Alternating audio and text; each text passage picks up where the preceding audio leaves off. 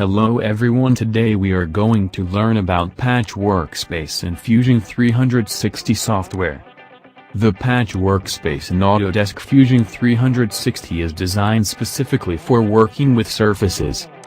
This environment is ideal for building complex, organic shapes, and watertight solid bodies.